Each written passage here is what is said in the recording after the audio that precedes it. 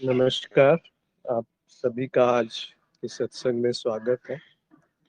सत्संग में हम आध्यात्मिक विषयों पर बात करते हैं या किसी का कोई प्रश्न है तो उसको भी यहाँ पर उस पर भी बात कर सकते हैं, या कोई अपना अभिव्यक्ति रखना चाहे तो वो रख सकते हैं, अनम्यूट करके अपनी बात कह सकते हैं। तो आज कोई प्रश्न नहीं है, तो वहीं से शुरुआत करते हैं जहाँ से पिछली बार हमने बुल्ले शाह के कुछ काफी ली थी। एक और आज है उनकी एक रचना, उस पे बात करेंगे। बुल्ले शाह कहते हैं, वेखो नी की कर गया माही, लैंदा ही दिल हो गया राही। बड़ा अनोखा तरीका है उनका कहने का, जो सीधे उसी तरफ इशारा करता है जो आत्यंतिक है, जो अल्टीमेट है, जो अंतिम बात है। कहते हैं कि देखो नी की कर गया माही। माही मतलब प्रियतम, प्रेयसी या प्रिय, जिससे हमें प्रेम है या जिससे प्रेम हो गया है। तो कहते हैं कि देखो क्या कर गया वो प्रियतम, उसने मेरा क्या हाल कर दिया। जैसे आगे कहते हैं कि लैंदा ही दिल हो गया राह, जैसे ही मैंने उसको दिल दिया वो समाप्त हो गया, वो गायब हो गया, चला गया। जैसे हमने कहानी सुनी होगी पिक्चरों में कि एक कोई परदेसी आता है और गांव में किसी स्त्री को, युवती को उससे प्रेम हो जाता है, और प्रेम होने के बाद वो चला जाता है वहां से, ऐसा कुछ। तो कह रहे हैं कि जब जैसे ही मैंने उसे दिल दिया, उस प्रियतम को दिल दिया, तो मैं समाप्त हो गई, राही समाप्त हो गया, चलने वाला समाप्त हो गया, प्रेम करने वाला जो है वहां रहा नहीं, केवल वही रह गया, राही रह गया। इस तरीके से भी देख सकते हैं कि वो जो जिससे हमने प्रेम किया था वही रह गया, और मैं जैसा वहां कुछ बचा नहीं, क्योंकि मैं हृदय को देना अर्थात मेरा मिट जाना। प्रेम जिसे हम तथाकथित रूप से प्रेम जानते हैं, क्या असल में वो प्रेम है? क्या प्रेम को हम जान सकते हैं कि प्रेम क्या है? अगर हम उसे जान जाएंगे कि प्रेम क्या है, तो फिर वो प्रेम कैसे रहा, उसी तरफ इशारा करते हैं बुल्ले शाह। आगे कहते हैं कि जब ऐसा हुआ तो क्या हुआ। तो उसके लिए कहते हैं कि अंबड़ी झिड़के मैनू बादल बाबल मारे, ताने दे दे वीर प्यारे। अंबड़ी माँ को कहते हैं कि माँ जो है वो डांटती है, और बाबल यानी पिता को कहते हैं वो जो है मुझे मारते हैं। ताने दे दे वीर प्यारे, और जो भाई बहन है वो ताने देते हैं कि ये क्या किया तुमने। मतलब जब उस तरफ रुख हो जाता है तो ये संसार जो है वो ताने देता है, और जो बुद्धि है वो झिड़कती है, वो आपको डांटती है कि कहाँ फंस गए।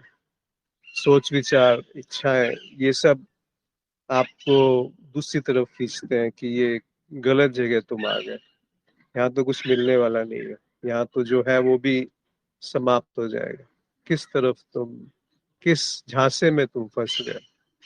इस तरीके से ये कह रहे हैं कि जो सोच विचार, बुद्धि, मन, संसार, ये सब अपनी तरफ खींचते हैं आपको कि थोड़ी बुद्धि का उपयोग करो, थोड़ा मेरी बात सुनो, कहाँ तुम जा रहे हो, किस भ्रम में तुम फंस गए हो।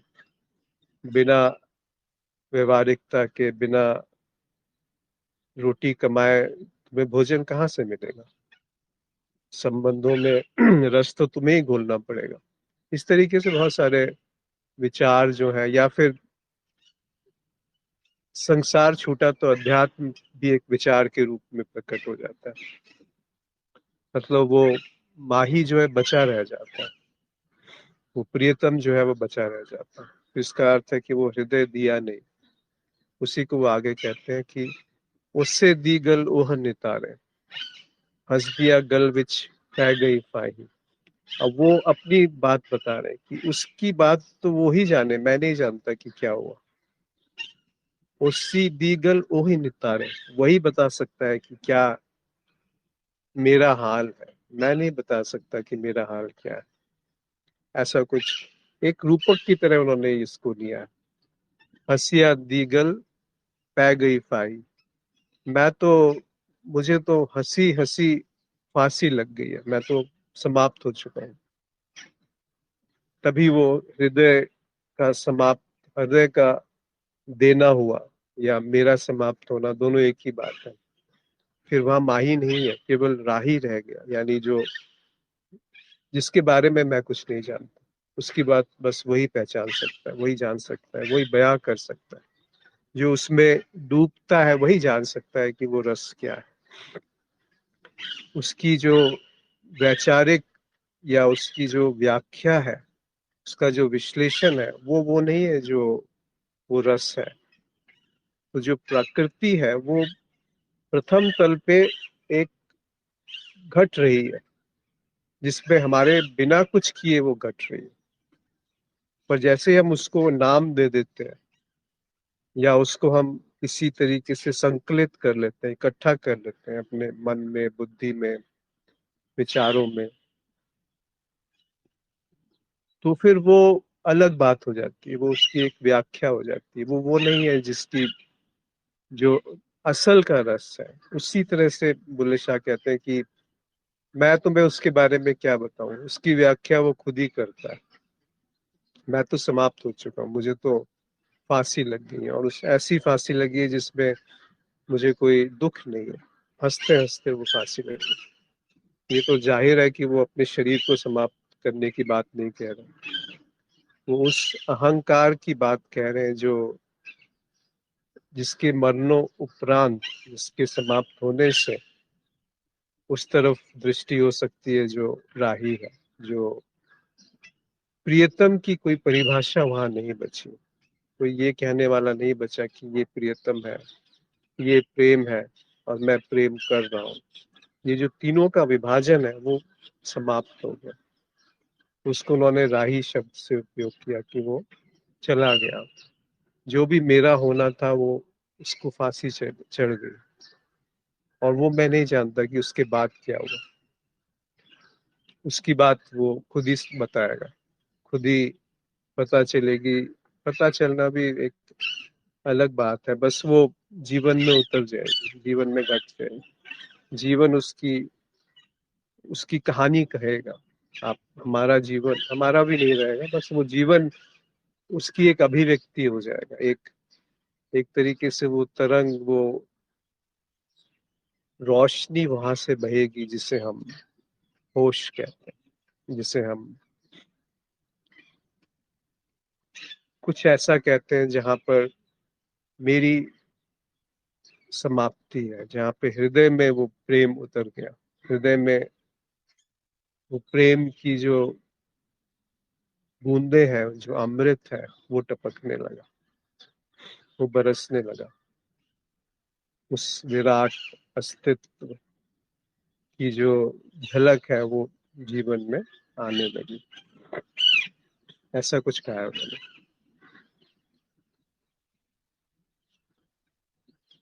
आगे कहते हैं कि बूझे ते उन नाद बजाया, अकल फिक्र सब चा गवाया। उसको और अच्छे तरीके से बता रहे हैं कि जब बूझे का अर्थ होता है कि, बूहे का अर्थ होता है कि जो दरवाजा, तो उस दरवाजे पे जब नाद बजा, यानी यही इंद्रियां जो माध्यम है वो अब संसार में रुचि नहीं ले रही है, तो उस नाद को पकड़ रही है जो जो उनका स्रोत है, जिसको हम देख रहे हैं, और जो देख रहा है उसका स्रोत, उस तरफ वो इशारा कर रहे हैं कि बूहे से उन नाद बजाया, उसने फिर वो अपने आप को प्रकट कर दिया मुझे। अब ये सब बातें जो है ना, केवल इशारा है। इनको ऐसा मत समझिए कि कोई बहुत अनोखा अद्भुत अनुभव हो गया। या होने लगेगा, उस तरफ वो बात नहीं कह रहा। पर फिर भी काव्यात्मक रूप से समझिए कि उस तरफ की जो इशारा है वो सामने प्रकट हो गया, हमारे दरवाजे पे प्रकट हो गया, कहीं जाने की जरूरत नहीं, जहां हम हैं वहीं पर वो नाद बज रहा है। अकल फिक्र सब चाह गवाए, ये कब हुआ? जब सारी चिंता कि क्या होगा और सारी अकलमंदी, सारी बुद्धिमानी कि मैं अपने भविष्य को सुधार सकता हूँ या पीछे से जो इकट्ठा किया हुआ था उससे मैं कुछ आगे बेहतर कर सकता हूँ, वो सारी सयानापन, सारी चालाकी जो है वो सब छूट गया, अपने आप छूट गया, छोड़ने की जरूरत नहीं पड़ी। क्यों? क्योंकि उस तरफ का नाद दरवाजे पे सुनाई पड़ने लगा, हमारे उस तरफ की आहट जो है वो आने लगी। ये बुरी बुआर बुरी यार मैं होया, मैनू देहे उते वल तराही, कि जो भी बुरा या बुरापन मुझ में था वो उस तरफ की आहट से, उस तरफ की आवाज से सब समाप्त हो गया। दूसरी तरीके से भी आप इसे समझ सकते हैं कि जो यदि मेरे अंदर कुछ बुरापन रह गया तो उसकी सजा मुझे अभी मिल जाए, ऐसा भी समझ सकते हैं कि उसमें कोई अब भय या चिंता नहीं है कि मैंने जो पाप किए थे उसका तो फल मुझे भुगतना पड़ेगा। इस तरह का कोई समय की आधार नहीं है, कोई उसमें वहां कुछ रहा नहीं।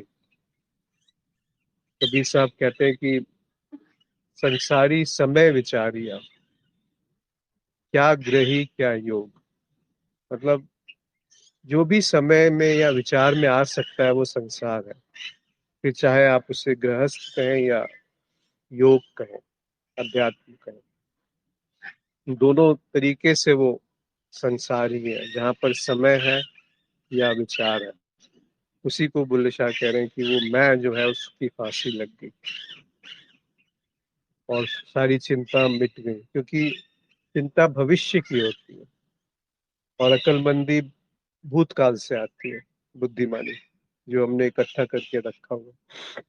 ये दोनों बातें समाप्त हो गई ना, भूतकाल रहा ना भविष्य काल रहा, और जब भूत और भविष्य नहीं है तो वर्तमान का भी कोई औचित्य नहीं, वर्तमान भी समाप्त हो गया। वो है, उसे आप कह सकते हैं जो कालातीत है, जो महाकाल, जो काल से परे है।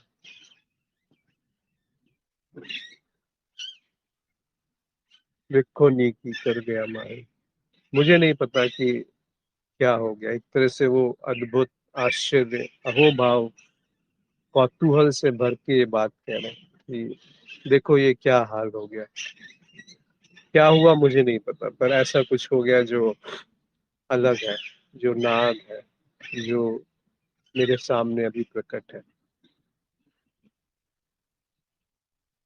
फिर आगे कहते हैं कि इश्क छोड़ दे पए पुवाड़े, कुछ सूला कुछ कर्मा साड़े। अगर हम प्रेम को इस संसार में या समय में ढूंढेंगे या देखेंगे या जानेंगे या मानेंगे या पहचान लेंगे कि प्रेम हम कर सकते हैं, तो फिर वो पूरी बात ही गलत हो जाती है। फिर बहुत सारा उसमें झंझट खड़ा हो जाता है, पुवाड़े यानी बहुत सारे झंझट वहां पर इकट्ठे हो जाएंगे। किस तरह के झंझट? कुछ सूला कुछ कर्मा सारे, कुछ हम समझेंगे कि ये हमारे कर्मों का फल है या हम कर्म करके अपने भविष्य को सुधार सकते हैं, और कुछ सूला, कुछ भाले चुभेंगे, कुछ सुइयां चुभेंगी, चाहे वो हर्ष की हो या विषाद की हो, चाहे वो सुख की हो या दुख की हो, चाहे वो पाप की हो या पुण्य की हो, अच्छाई की हो या बुराई की हो।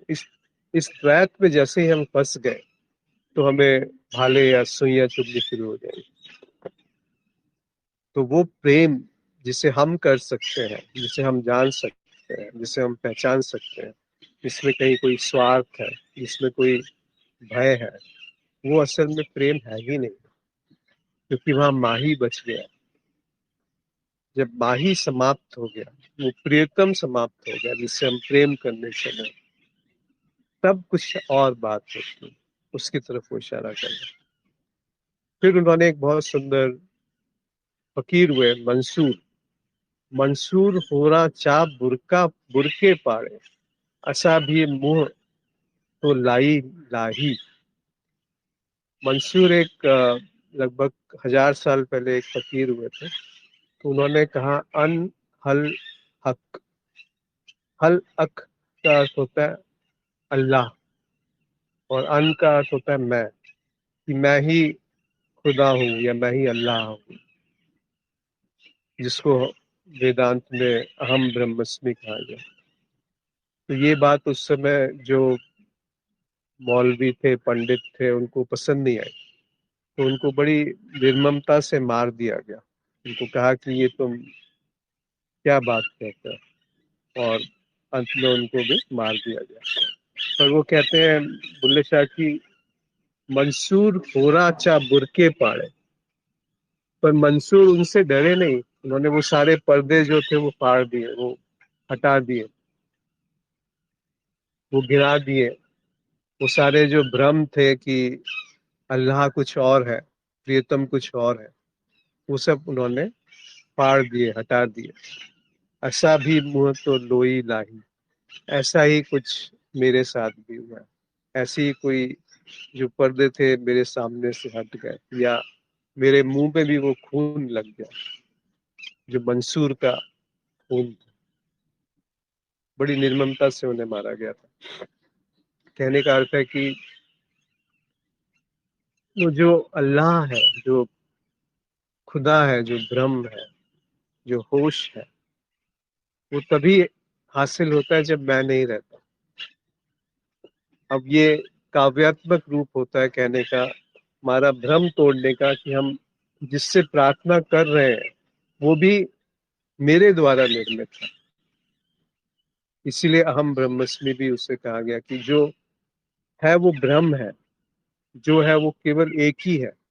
उसमें मैं उससे प्रार्थना नहीं कर सकता, क्योंकि मैं यदि प्रार्थना करने वाला बच गया तो मैं अपनी ही निर्मित किसी आकृति से प्रार्थना कर रहा हूँ। उसमें समय बीच में आ गया। जो कबीर साहब कहते हैं ना कि संसारी समय विचारिया, समय और विचार से ही वो संसारी बनता है, संसार बनता है। संसार और संसार, ये एक समय और विचार का फल है। चाहे आप उसे गृहस्थ कहो या योगी कहो, चाहे आप उसे त्यागी कहो या भोगी कहो, वो बनता उसी से है जो समय और विचार में आता है। तो उसकी तरफ वो इशारा कर रहे हैं कि जैसे मंसूर ने सारे पर्दे हटा दिए, वैसे ही मेरे सामने से सारे पर्दे गिर गए। अभी भाषा की सीमा है कि मेरे सामने से सारे पर्दे गिर गए, क्योंकि ऊपर उन्होंने कहा कि मैं तो हंसते हंसते फांसी चढ़ गया। तो मैं हंसते हंसते फांसी चढ़ गया तो किसके सामने से पर्दे गिरेंगे? इसीलिए पूरे को एक साथ पढ़ना चाहिए। आगे कहते हैं कि बुल्ले शहूदी इश्क रंजानी, डंगियों मैं किसी नाग अयानी। सहू का अर्थ है वो साईं, वो ईश्वर, कि उसके इश्क में मैं डूब चुका हूँ, मैं समाप्त हो चुका हूँ, और मुझे किसी ऐसे सांप ने डस लिया है जिसको मैं जानता नहीं। फिर वही बात, उसी तरफ इशारा है कि बुल्ले बुल्ला जो है वो किसी ऐसी अनजानी बात से डस लिया गया है, ऐसी अनजानी सलाह से, ऐसे अनजाने मंत्र से डस लिया गया है उसको, जिसमें बस एक एक प्रेम शेष रह गया, जहाँ कोई प्रेम करने वाला नहीं, एक साई शेष रह गया, वो राही रह गया। किसी से प्रेम नहीं रहा, पर वो प्रेम फिर भी बाकी है। कोई प्रेम करने वाला नहीं रहा, फिर भी प्रेम बाकी। पूरी अद्वैत की ये तरफ इशारा है। आगे कहते हैं कि अज अजोके प्रीत न जानी, इस प्रीत को, इस प्रेम को बुद्धि से, विचारों से सयानेपन से, चालाकी से, संयोजन से, आयोजन से, व्यवस्था से, तपस्या से नहीं जाना जा सकता। जब तक समय है कि हम समझते हैं ना, कर्म का क्या अर्थ होता है कि आज ये करूंगा तो कल कुछ फल मिलेगा, कल जो किया था उसका आज मुझे फल मिल रहा है। ये सब बात ही जो है वो खारिज हो गई, क्योंकि समय खारिज हो गया। कहते हैं कि अज्जा अजोके प्रीत न जाने। अभी जो कुछ भी समय या विचार या मेरा अगर शेष रह गया तो वो प्रीत को जाना नहीं जा सकता। क्यों? लग्गी रोज अजल दी मारी। रोजे अजल मतलब जो अनादि है, जिसकी कोई शुरुआत नहीं है। लग्गी मतलब वो प्रेम जो है वो जो अनादि है उससे पहले था। लग्गी रोजे अजल दी माही। वो जो माही है उससे जो प्रेम लगा वो अनादि है, अनादि से भी पहले वो प्रेम। अब क्या है जो अनादि से पहले, जो अनंत के बाद है? अगर हम इस तरह से उसे देखेंगे तो पाएंगे कि ऐसा कुछ भी नहीं है जिसे बुद्धि जान सकती है जो अनादि से पहले।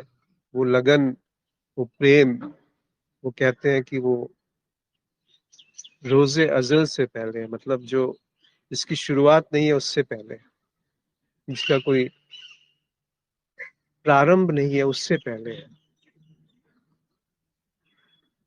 फिर वो एक रहस्यवादिता कहते हैं इसको, एक असंभव कोई बात है जिसकी तरफ वो इशारा कर रहे हैं।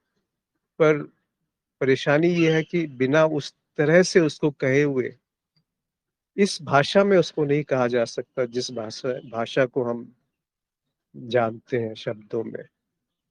आप गुड़ के स्वाद को भाषा में कैसे बयान करेंगे? आप कहते हैं कि वो मीठा है या आप कहते हैं कि वो कड़वा नहीं है। दोनों बातें अधूरी हैं। वो ये दोनों बातें वो नहीं है जो गुड़ का स्वाद है। गुड़ का स्वाद एक प्राकृतिक घटना है, एक एक संवेदना है जिसको हम नहीं जान सकते। जान भी सकते हैं तो उसका बयान नहीं कर सकते, केवल एक कल्पना है उसकी। पर जब वो उतरा तो वो असल है, जब वो जिह्वा में स्वाद उतरा तो वो असल है। उसी तरीके से वो जो प्रेम है उसको हम बयान नहीं कर सकते शब्दों में। फिर शब्दों में बयान करने के लिए उसको ऐसे ही कहा जाएगा कि जहां मैं समाप्त हो गया, जहां पर जो अनादि है वो उससे पहले था, है, जहां समय नहीं है, जहां मुझे किसी अनजाने विष ने अपने वशीभूत कर लिया, डस लिया, अनजाने नाग ने मुझे डस लिया। या जहाँ पे कर्म नहीं है, जहाँ कर्म का फल नहीं है, जहाँ पे अन अल हक है, जहाँ पर सारे पर्दे हट गए। पर उन पर्दे के हटने के बाद क्या है वो मुझे नहीं पता क्या है। अकल और फिक्र सारी समाप्त हो गई। मुझे अपने बुरे होने का या बुरे कर्मों का भी कोई भय नहीं रहा। जहाँ पे सोच विचार बुद्धि और इच्छाएं, उनसे मुझे फर्क ही नहीं पड़ता वो है या नहीं है। उसे दिल गल ओहा नितारे, उसकी गल तो वही जानता है कि वो क्या है। मैंने तो हंसते हंसते स्वयं को विसर्जित कर दिया। तब वो कहते हैं कि वेखो नी की कर गया माही। क्या कर गया? कैसे बताऊं मैं क्या कर गया? लेंदा ही दिल हो गया राही। उसके आते ही, उसके हृदय में उतरते ही सब समाप्त हो गया। वो माही भी समाप्त हो गया। केवल वहां पे जो रह गया वो कुछ है जिसको बयान नहीं किया जा सकता। ना उसको ये कहा जा सकता है कि वहां पे प्रेमी है, प्रेम करने वाला है, या प्रेम मतलब कुछ ऐसा है जो शब्दों में नहीं आ पाता। क्योंकि शब्दों में वही आएगा जिसको हम अतीत से जोड़ते हैं या जिसको हम भविष्य में लेके लेके उसका कुछ तात्पर्य निकालते हैं, उसका कुछ अर्थ निकालते हैं, जिसको हम अकल से पकड़ सकते हैं।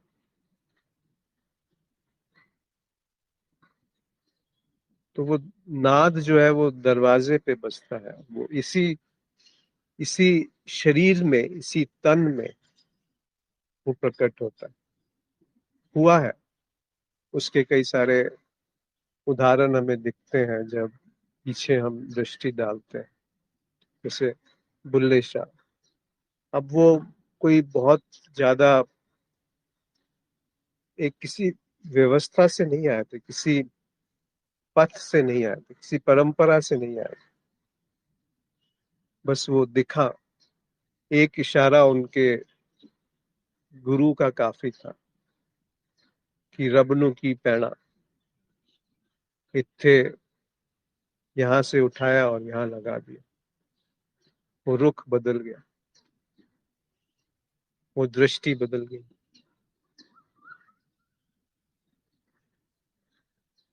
इत्थे पोना ते इत्थे लौना, वहां से उठाया और इधर लगा दिया। इससे सरल क्या परिभाषा हो सकती है? रमन महर्षि कहते हैं कि ढूंढो तुम कौन हो।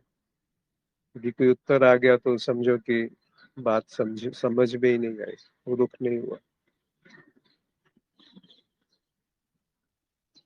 निसर्गदत्त महाराज कहते हैं कि मेरे गुरु ने कहा कि तुम ही वो हो, अनहल हक। दोनों बात वही है, कहने का ढंग अलग अलग। अहम ब्रह्मस्मि, पर उसको ये मत समझ लेना कि मैं ब्रह्म को जान रहा हूं, फिर त्रुटि हो जाएगी। अहम ब्रह्मस्मि एक अद्वैत का वाक्य है कि जहां पर केवल ब्रह्म है। काव्यात्मक रूप से उसको कहा गया कि केवल मैं है। उसकी कोई व्याख्या नहीं है, कोई परिभाषा नहीं है, कोई उसका अभिव्यक्ति नहीं है। वो जो अभिव्यक्त नहीं है उसकी अभिव्यक्ति को जाना जा रहा है। कैसे जानेगा कोई जो अभिव्यक्त नहीं?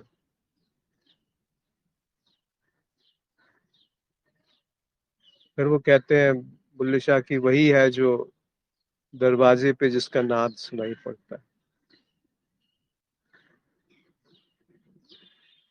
वही है वो आहट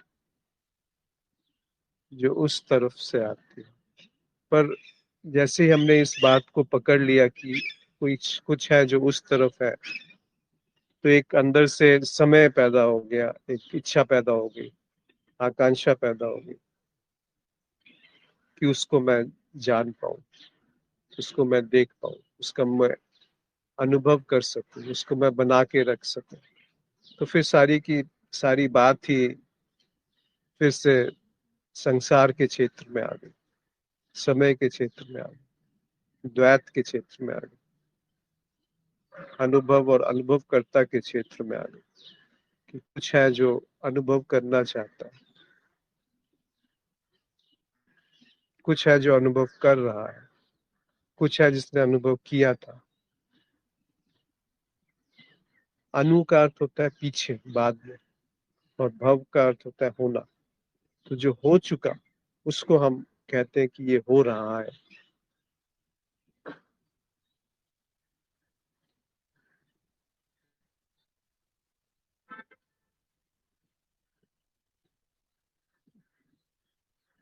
जिसको समय में बांधा नहीं जा सकता उसको हमने समय में विभाजित कर दिया।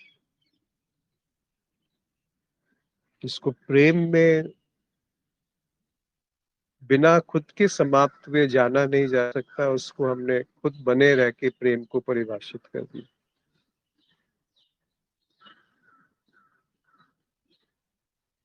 कैसे संभव है? इसीलिए वो कहते हैं कि वेखो नी की कर गया माही। वो क्या कर गया वो मुझे नहीं पता, मैं नहीं जानता उसको कि क्या हुआ। लैंदा ही दिल हो गया राही। जैसे ही वो दिल, वो हृदय में बात उतरी तो सब समाप्त हो गया, सब विदा हो गया। विदा होने के बाद क्या बचा उसकी उसकी कोई खबर नहीं है मुझे। पर इसका अर्थ ये नहीं कि कुछ बचता नहीं है। इसका अर्थ ये भी नहीं है कि उस कुछ ना बचने का एक एक नई विधा बना ली जाए, एक नया प्रयास बना लिया जाए कि इस तरह से हम प्रेम करेंगे कि कुछ ना बचे। इसको बस एक कला की तरह देखिए, एक समझ की तरह देखिए, एक रुख की तरह देखिए, एक कौंध की तरह देखिए कि वो उतरी और सब तहस नहस हो गया। वो पुराने ढंग सारे तहस नहस हो गए। वो पुराने संचित कर्म, प्रारब्ध, आगामी कर्म सब झूठ साबित हो गए। क्यों? क्योंकि समय का झूठ प्रकाशित हो गया। ये मत पूछिए किसको प्रकाशित हो,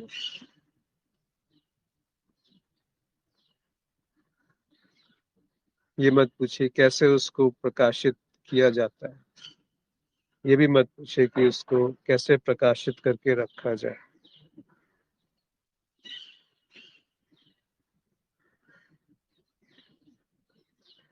कोई विधि नहीं है। अब कबीर का अपना एक मौज है और उसकी अभिव्यक्ति है, नानक की अलग अभिव्यक्ति है, रमन महर्षि की अलग है, कृष्णा मूर्ति जी की अलग है, सबकी अपनी अपनी अभिव्यक्ति है। आदि शंकरा ने अलग तरीके से उससे कहा, पर कहा तो एक ही बात को कहा गया। बुल्ले शाह उसको अलग तरीके से नाच रहे हैं, गा रहे हैं। मंसूर ने अलग कहा। एक और फकीर हुए समरद कसानी, ये औरंगजेब के टाइम पे थे, कहीं बाहर से आए थे शायद, ईरान से या कहाँ से। तो उन्होंने कहा ला इलाहा, अल्लाह नहीं है। इल अल्लाह मतलब अल्लाह, खुदा के सिवा और कोई अल्लाह नहीं है, पूरी बात ऐसी है। पर उन्होंने कहा कि ला इलाहा, अल्लाह नहीं, इल अल्लाह नहीं कहा उन्होंने कि उस अल्लाह के सिवा और कोई नहीं है। उन्होंने कहा अल्लाह नहीं है। ला इलाहा का अर्थ होता है कि अल्लाह नहीं है, कोई खुदा नहीं है। इस बात पे उनको बहुत सताया गया कि तुम आगे की बात भी कहो, आधी बात क्यों कहते हो। तो उन्होंने कहा कि मैं जो जानता हूँ वो कहता हूँ। फिर बहुत सताया गया और अंत में उनका सिर जो है वो अलग कर दिया गया धड़ से। तब उनके मुंह से शब्द निकले इल अल्लाह, उस अल्लाह के सिवा और कोई नहीं। तो जब हम खुद को फांसी पे चढ़ा देते हैं, तब वो बात शोभा देती है, अहम ब्रह्मस्मि अन्यथा इल्लल्लाह, उससे पहले नहीं।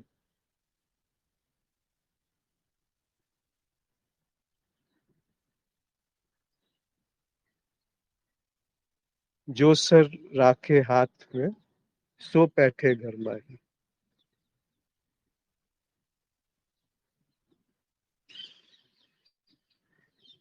जो सिर काट के अपने हाथ में रख देता है, वो उस घर में प्रवेश करे जिसको प्रेम कहा गया। वो कोशिश करे उसको जानने की जो माही है, और माही को जानते ही वो सब विदा हो जाता है जो हम समझते हैं कि माही है। हम अपने ही निर्मित किसी आदर्श को प्रेम करते हैं।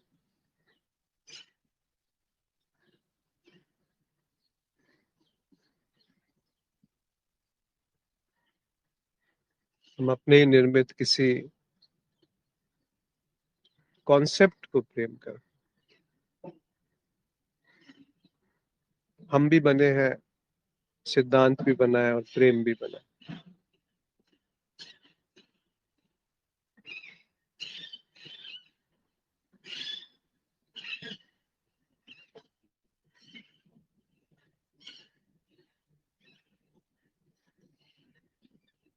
जी, कोई कुछ कहना चाहते हैं? कोई ऐसी बात जो आपके जीवन से तालमेल नहीं खाती हो, जो इस काफी में कही है बुल्ले शाह ने, या हो सकता है जिस तरीके से उसको बयान किया गया वो बात उचित ना हो, सही ना हो, तो अवश्य उसको अभिव्यक्त कीजिए। स्वीकार भी मत कीजिए, इसलिए मत स्वीकार कीजिए कि इस तरीके से उसको परिभाषित किया है किसी ने, पर उसको नकारिए भी मत, क्योंकि वो किसी एक फकीर ने कही है। उसे मानिए भी मत और नकारिए भी मत, उसे जांचिए, क्या ऐसा है,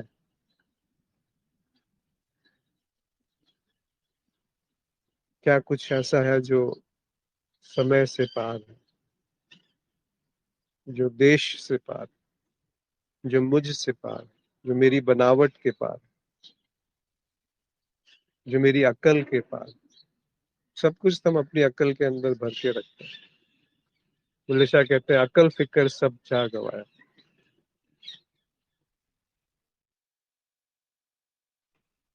अकल और फिक्र दोनों गायब हो गई, भूत और भविष्य दोनों गायब हो गए, तो वर्तमान कैसे बचेगा?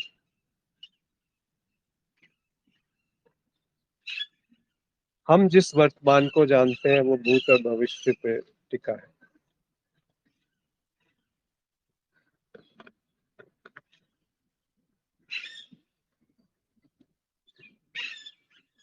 तो उस जानने वाले की तरफ दृष्टि ले जाइए जो कहता है कि इस समय अतीत कुछ होता है, जो कहता है कि होश जैसा कुछ होता है।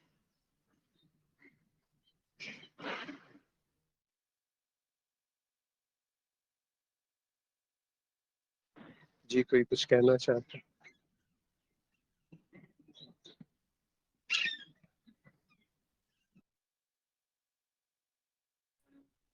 नमस्ते। नमस्कार सुनील जी। जी नमस्कार।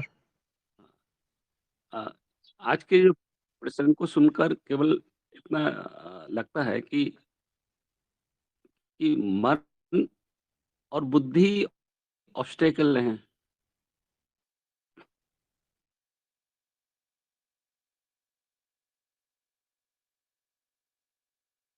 क्या ये सही है?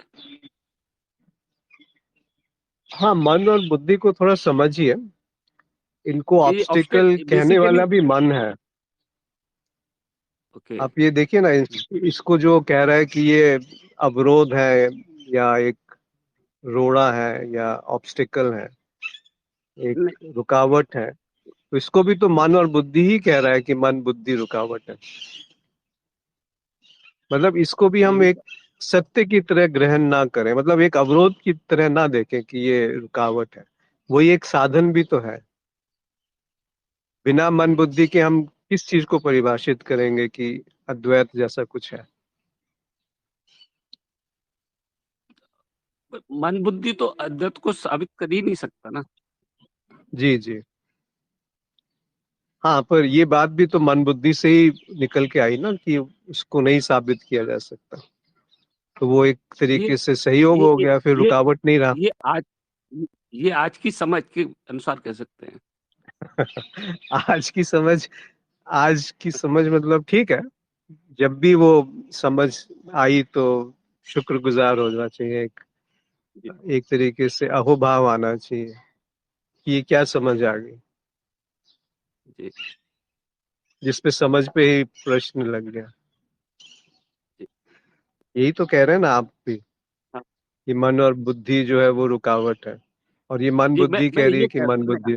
मैं ये बोलना चाह जी रहा जी। था कि हम्म। हम जो भी हमारे पास अनुभव आ रहे हैं, तो उसमें हमारा जो सिस्टम है, वो मन बुद्धि एक्टिव होता है बेसिकली। मतलब अगर कोई भी अनुभव हमें आया, तो उससे मन और बुद्धि का एक्टिवेशन होता है। क्या ऐसी कोई सिचुएशन जिसमें कि मन और बुद्धि का एक्टिवेशन ना हो और एक ऐसी स्थिति बन जाए जो वो आदत कही जाएगी कि जिसमें मन एंड बुद्धि का एक्टिवेशन ना हो, ऐसी कोई जागरूकता है क्या? या वही जागरूकता है? वही जागरूकता है। देखिए, इसको थोड़ा एक और तरीके से देखते हैं कि जब भी कुछ घटना घट रही है तो वहां पे उसका जानना घट रहा है। घटना के घटने के साथ उसका जानना घट रहा है, तभी हम कहते हैं कि वो घटा। जैसे आसपास अभी कुछ पंछियों की आवाज आ रही है, तो हमारे बिना कुछ किए वो आवाज वहां पे घट रही है, कानों पे, इंद्रियों पे, नसों में, मस्तिष्क में। यहाँ तक सब ठीक है, ये सब प्रकृति है। फिर जैसे ही हमने कहा कि ये पक्षी की आवाज है, पंक्षी जैसे ही शब्द का उपयोग किया, ये पुरानी स्मृति से शब्द आया। ये पुरानी स्मृति से उसको पहचाना गया, जिसे बुद्धि कहते हैं, जिसे मन कहते हैं। अन्यथा केवल प्रकृति में एक घटना घटी जिसको जाना गया। जैसे एक बहुत छोटा बच्चा है, वो प्रकृति में घटना घटी वो जानता है, उसमें वो ये नहीं कहता कि मैं जान रहा हूं, या बुद्धि से नहीं जानता उसको, वो मन से नहीं जानता, बट उसको बस जाना जाता है कि ऐसा कुछ घट रहा है, और उससे वो अलग नहीं होता है जो जाना गया है। पर जैसे ही पहचानना शुरू होता है तो वहां मन और बुद्धि दोनों सक्रिय हो जाते हैं। तब क्या होता है कि ये इस पंछी की आवाज है, दूसरे पंछी की आवाज कुछ और होती है, ये बहुत तेज है, इसको नहीं होना चाहिए था, इसको ऐसे नहीं ऐसे होना चाहिए था। ये सब मन बुद्धि फिर सक्रिय हो गई। ये जो व्याख्या है, ये जो व्याख्या करने वाला है, ये उसी से बना है जो अनुभव है। तो उसी अनुभव के पीछे फिर वो भागता है, किसी एक विशेष अनुभव के पीछे भागता है। वो जो भागने वाला है किसी एक विशेष अनुभव के पीछे, वो होश को भी अनुभव में सीमित कर लेता है कि जहाँ केवल जानना घट रहा है। अब इसको और थोड़ा समझिए कि जानना घट रहा है और हमारी पहचान, जो उसकी बुद्धि और मन है, वो उस पे हावी हो रहा है जानने पे। फिर धीरे धीरे एक ऐसी स्थिति आ गई, केवल पहचान ही पहचान है, जानना लगभग समाप्त सा हो गया। अपने ही मन बुद्धि में हम उलझे हुए हैं, चिंताओं में, समझ में, कल्पनाओं में, योजनाओं में, आयोजन में, संयोजन में, इन सब में हम उलझ गए। वो है मन बुद्धि का अति सक्रिय हो जाना। और दूसरी स्थिति है जहां पे केवल जानना घट रहा है और पहचान नहीं। तो पहली स्थिति जहां केवल पहचान ही पहचान है, वहां पे अनुभव नहीं होते। आप अपने में उलझे हुए दृश्य को आप नहीं देख पाएंगे, जानना कम हो जाएगा या समाप्त हो जाएगा। और दूसरी स्थिति है केवल जानना घट रहा है, पहचान समाप्त हो गई, लगभग समाप्त हो गई पहचान, बुद्धि मन की सक्रियता समाप्त हो गई, तब भी अनुभव नहीं होगा। तब भी मन और बुद्धि निष्क्रिय हो जाएंगे। तो दोनों स्थिति बिल्कुल विपरीत है, पर दोनों लगेंगी एक जैसी। कुछ बात स्पष्ट हो पाई? दूसरी बात और कही थी आपने इसी में कि जब अ, मन और बुद्धि निष्क्रिय हो गई, तो जो एक आपने एक नाद का अलग नाद का अनुभव होगा इंद्रियों को, वो इंद्रियाँ अलग चीज़ ग्रहण करती हैं।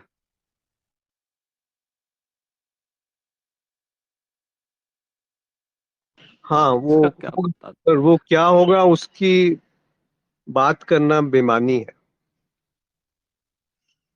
क्योंकि उससे फिर कहा गया इंद्रियातीत, समयातीत, देशातीत, इस तरह के शब्दों से संबोधित किया गया। जैसा अभी इस काफी में भी बुल्ले शाह ने उसी तरफ इशारा किया कि बूहे ते उन नाद बजाया।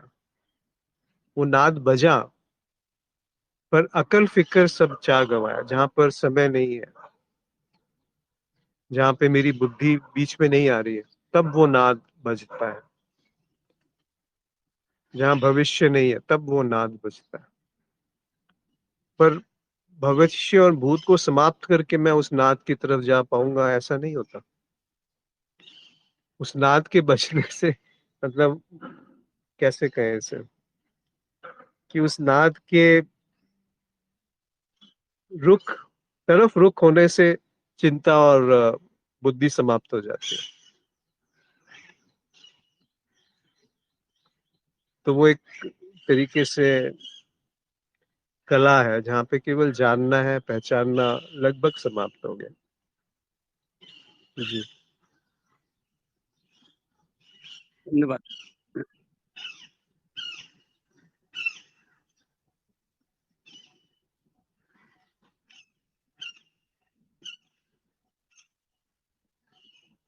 और कोई मित्र कुछ कहना चाहते हैं?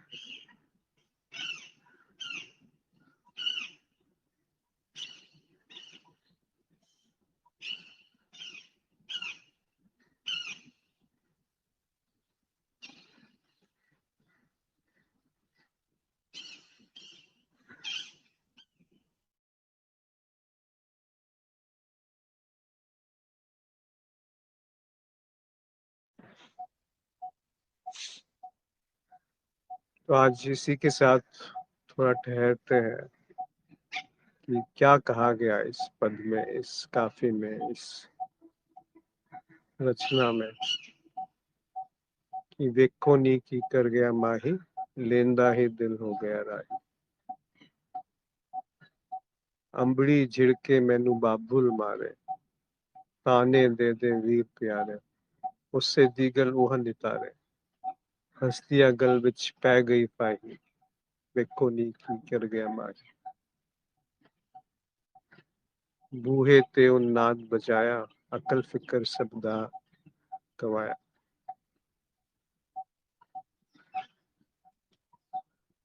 बेबुरी यार बुरी बुरी यार मैं होया, मैनू देहे उत्ते बल तराही। इश्क होए दे पए पुवाड़े, कुछ सूला कुछ कर्मा साड़े। मंसूर होरा चा बुरके पाड़े, असी भी मुंह तो लोई लाई। बुल्ला सहूदी इश्क रंजानी, डंगिया मैं किसी नाग अयानी। अज अजोके प्रीत न जानी, लगी रोज अजल दी माही। देखो वे देखो नी की कर गया माही। आप सबका बहुत आभार आज जुड़ने के लिए। नमस्कार।